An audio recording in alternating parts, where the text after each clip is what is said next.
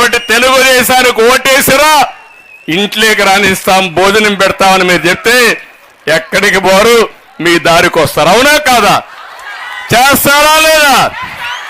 చైతన్య చేస్తారా లేదా? ఏమమ్మా మీరు చూశారు, నాలాంటి వాడిని ఇన్నిసార్లు ఎదించారంటే చూశారా మీరు? అసెంబ్లీలో నన్ను తిడతారు. ఎప్పుడూ రాజకీయాల్లోకి రానటువంటి మా మిస్సెస్ని అవమానిస్తారు. ఏ ఆడబిడ్డ అయినా ఆలోచించేది వ్యక్తిగత విమర్శలు ఎవరు భరించరు. అలాంటిది ఎప్పుడు కూడా బయట రాని మహిళల గురించి విమర్శించినప్పుడు నేను కూడా ఒక మనిషి కాబట్టి నేను కూడా బాధపడ్డా. ఆ రోజు చెప్పా, ఒక మాట చెప్పా, ఇది గౌరవ సభ, మళ్ళీ క్షేత్రస్థాయిలో గెలిచి గౌరవ సభ చేసి ఈ అడుగులో అడుగు పెడతా ముఖ్యమంత్రిగా అని చెప్పాను ఆ రోజే. ఆ మాటతోనే బయట వచ్చా. మళ్ళీ నేను వెళ్ళా. అందుకే మిమ్మల్ని అడుగుతున్నా, మా ఆడబిడ్డల్ని, మీ భవిష్యత్తు, మీ పిల్లల భవిష్యత్తు, ఈ రాష్ట్ర భవిష్యత్తు బాగుండాలంటే ఏం చేయాలి? 40 రోజులు మీరు కష్టపడాలి. కష్టపడతారా లేదమ్మా అని అడుగుతున్నా. మిమ్మల్ని చూస్తే నాకు ఏమాత్రం అనుమానం లేదు. మామూలుగా అయితే ఏదో పిలిచారు కాబట్టి మొక్కుబడిగా వద్దని వచ్చేవాళ్ళు, కానీ మిమ్మల్ని చూస్తాం టోపీలు పెట్టుకొని కండువాలు వేసుకొని వీర వనితల మారిగా యుద్ధానికి సిద్ధం మేము సైతం అనే పరిస్థితికి వచ్చారు. అది చూసినప్పుడు నాకు అనిపిస్తుంది, నేను ఎన్ని జన్మలెత్తి మీకు సేవ చేసినా మీ రుణం తీర్చుకోలేను, రుణపడి ఉన్నా.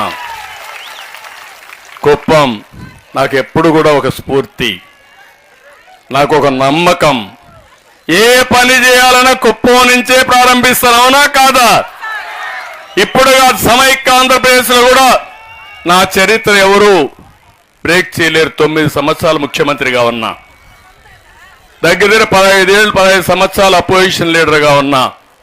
కానీ నాకు స్ఫూర్తినిచ్చింది, ఎక్కడికి పోయినా ఇంత ఆనందం ఉండదు, కుప్పానికి వస్తే మాత్రం నాకు ఫుల్ జోష్ ఉంటుంది, చాలా ఆనందం ఉంటుంది. దానికి ఉదాహరణ ఏంటంటే మీ మంచి మనసులు, రెండోది నా మీద ఉండే అభిమానం, నిస్వార్థంగా ఆలోచించే మనస్తత్వం. అందుకే నేను కుప్పానికి వచ్చినప్పుడు ఫుల్గా ఛార్జ్ అయ్యి మళ్ళా వెళ్తాను వేరే ప్రాంతాలకి. అందుకే 7 సార్లు ఎన్నికల్లో గెలిపించారు. 35 ఏళ్ళు అయింది. మళ్ళా రెన్యూవల్కి వచ్చాయి. ఇప్పుడు మళ్ళా గెలిపించమని కోరుకోవడానికి, ఆ గెలిపించే ముందు మీ ఆశీస్సులు తీసుకోవడానికి, ఇక్కడి నుంచి బయట పోవడానికి ముందుగా వినాయకుని టెంపుల్కి వెళ్ళా. ఎలాంటి విఘ్నాలు లేకుండా చూడమని వినాయకుడికి దండం పెట్టుకున్నా. కన్యకా పరమేశ్వరి టెంపుల్కి వెళ్ళా.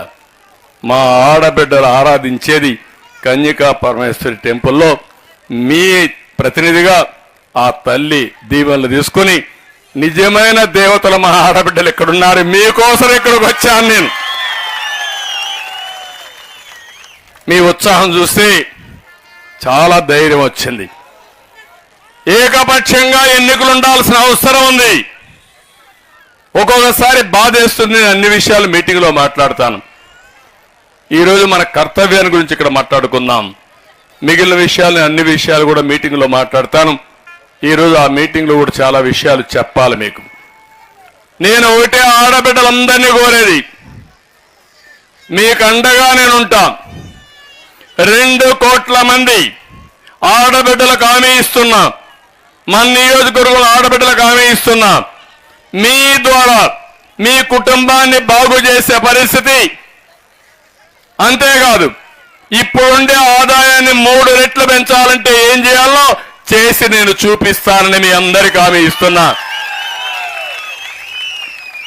జలగజేసే పని 10 రూపాయలు ఇచ్చి 100 రూపాయలు కొట్టేయడం. నేను అది కాదు, సంపద సృష్టిస్తాం, ఆదాయాన్ని పెంచుతాం, పెంచిన ఆదాయం మీకే పంచుతాను. ఆ